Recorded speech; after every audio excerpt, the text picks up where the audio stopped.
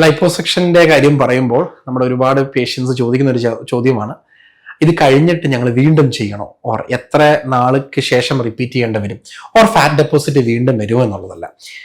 പ്രായം ഒരു ഫാക്ടറാണ്.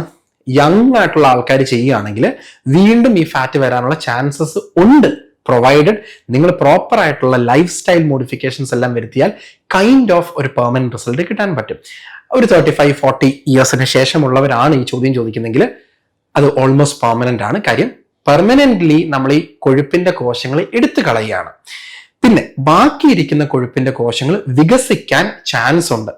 നമ്മുടെ ലൈഫ് സ്റ്റൈലും കാര്യങ്ങളെല്ലാം പഴയതുപോലെ തന്നെയാണെന്നുണ്ടെങ്കിൽ അത് വികസിക്കാൻ ചാൻസ് ഉണ്ട്, നമ്പർ 1. എന്നാലും പഴയതുപോലെ തന്നെ വരണമെന്നില്ല.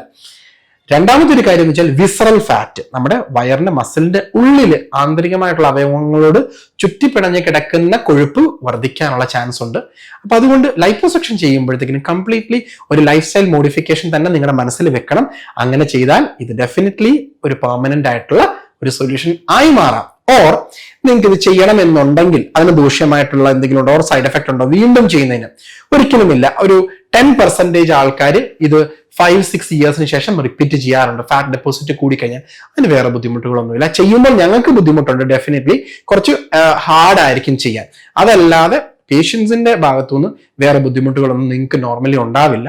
റിപ്പീറ്റ് ചെയ്യണമെങ്കിൽ പോലും 5-6 ഇയേഴ്സിനുള്ളിൽ തന്നെ ചെയ്യുന്നതിന് വേറെ ഒരു പ്രശ്നവും ഇല്ല. സോ അതുകൊണ്ട് അതാണ് ഈ വീണ്ടും ചെയ്യണോ, വീണ്ടും ചെയ്യേണ്ടി വരുമോ എന്നുള്ള ചോദ്യത്തിന്റെ ഉത്തരം.